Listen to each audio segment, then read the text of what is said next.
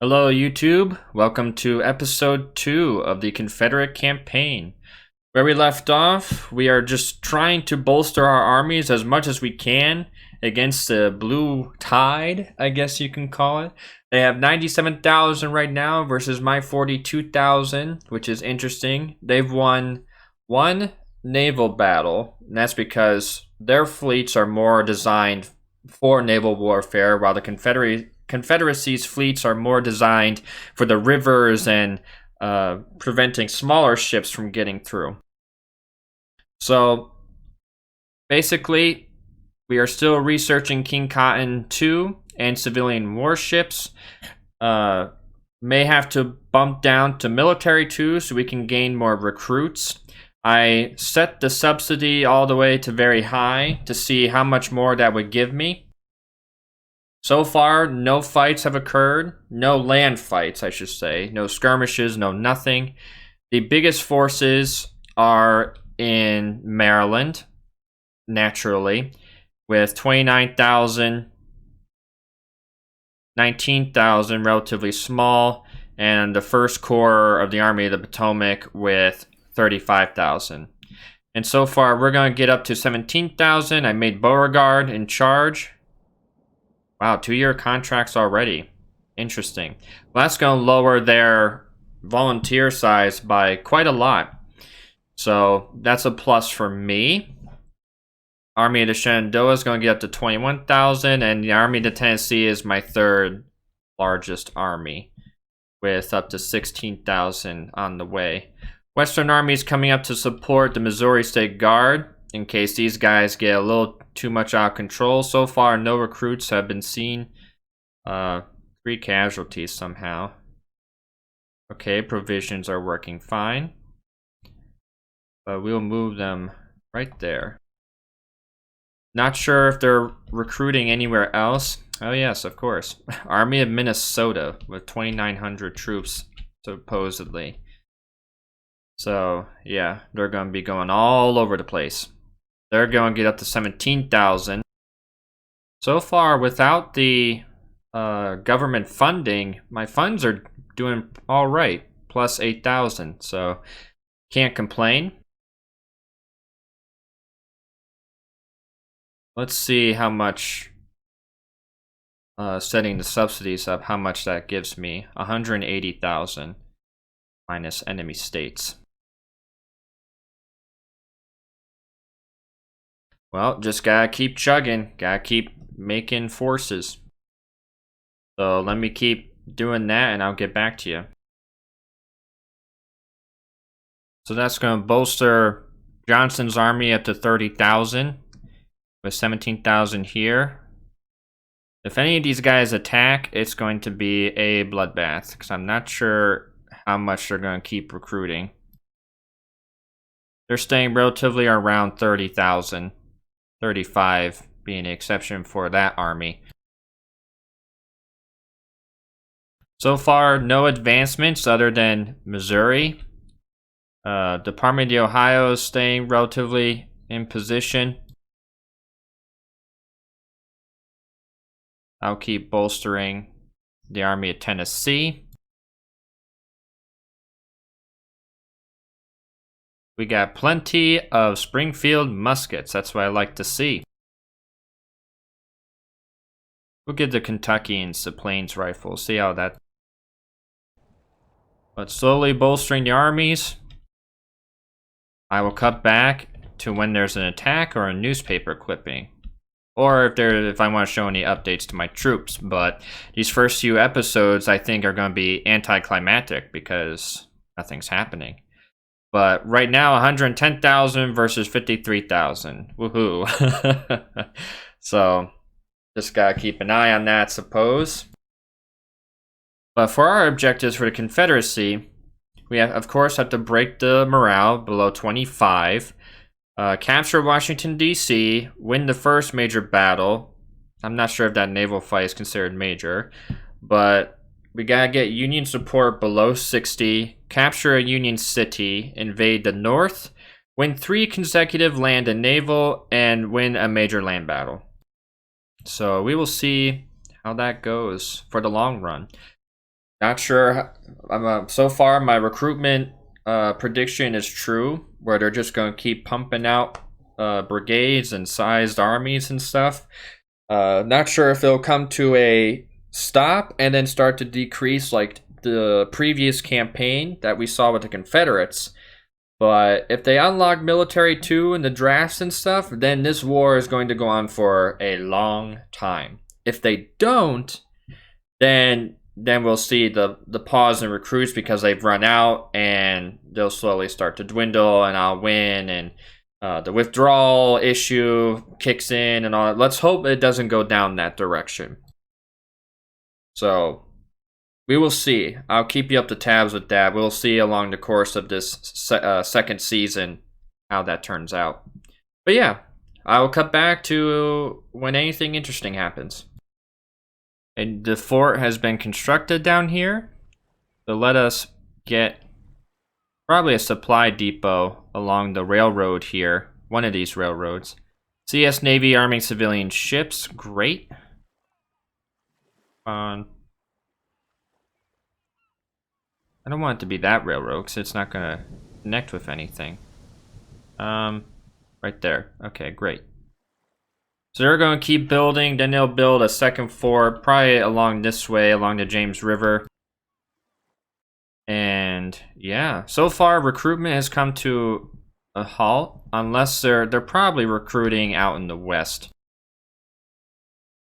That's my bet, especially at the Army of Minnesota, wherever the hell that is, up here.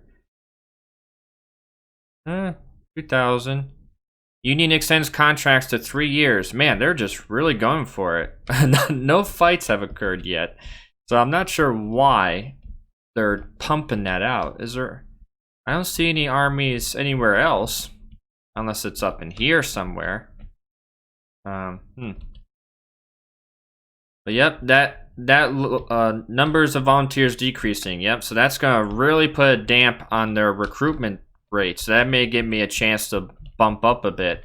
I'm still only on 1-year contracts. What they need to do now is go for military 2 policy. That's the big thing. Because if they don't, then their recruitments are done for. I don't know where else they're recruiting. I don't see any other armies on the map. Especially up in the northeast here. Interesting. So far, no invasions in the south or anything. I'll have to keep an eye on them. But let me continue recruiting and I'll cut back. I'll bump them up to 15,000. That's pretty good. Then we can really push Department of the West out of Missouri. And then we can focus on, in case these boys decide to launch an invasion.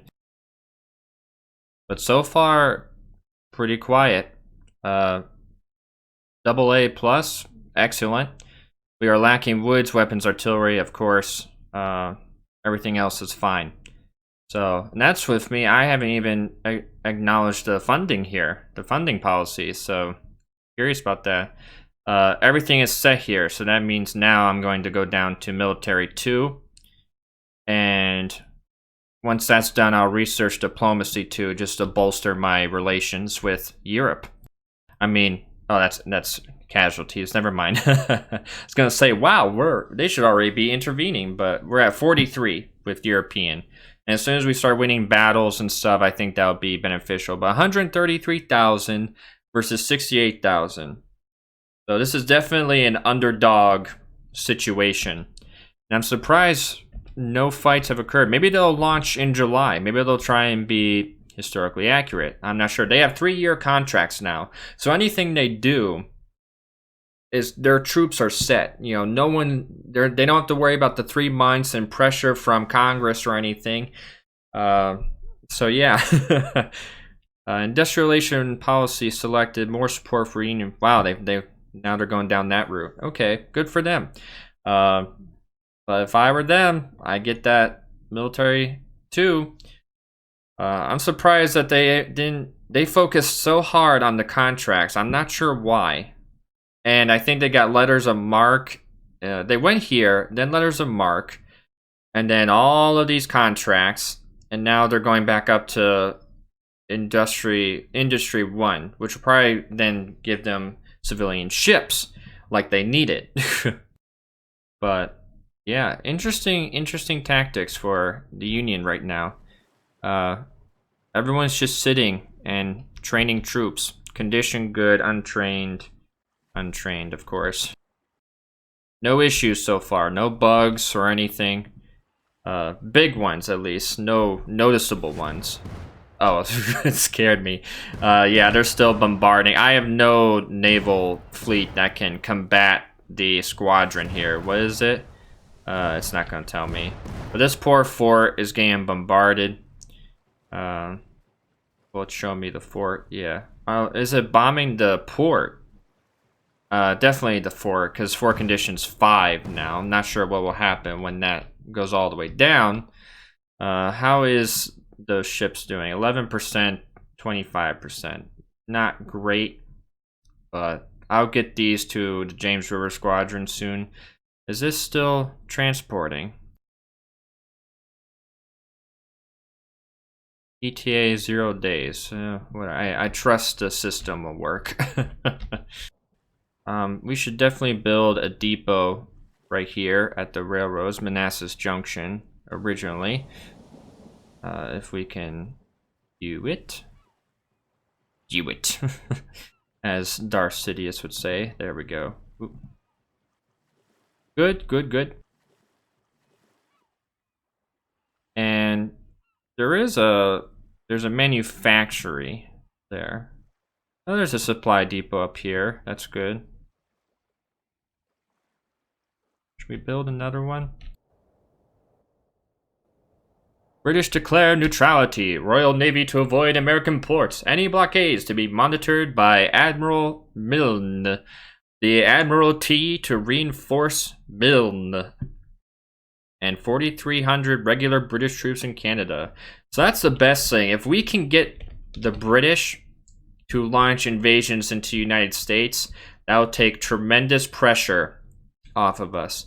Things are starting to balance out now. 135, we're climbing up to 85,000. So not too bad for the first few months of the war. Just gotta keep an eye up in the Minnesota territory. I don't think they're doing anything. Estimates of about 3,000 troops. Missouri, I believe they're too scared. No recruitment so far. I could actually probably launch the Missouri State Guard at them, and they would still flee. 4,000 to 2,000. These guys are climbing up high as well. Department of the Ohio, what are you guys up to? Yeah, I figured they were going to do civilian ships. 38,000. If I were to launch the Army of Tennessee, 26,000.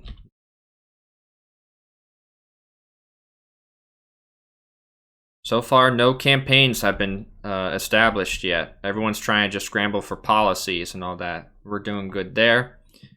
So these first few episodes may be nothing. Maybe kind of boring.